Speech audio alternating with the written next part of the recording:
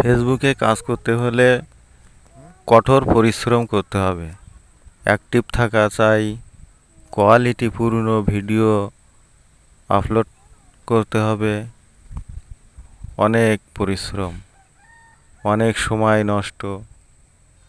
যারা এসব দিক দিয়ে এগিয়ে যেতে পারবে তারাই সফলতা পাবে। অনেক সময়ের ব্যাপার, ধৈর্য লাগবে প্রচুর। অনেকে মনে করে যে লোকজনে টাকা ইনকাম করে ফেসবুকে, কত সহজ। যতটা বলা সহজ ততটা সহজ না, খুব পরিশ্রম এর ভিতরে।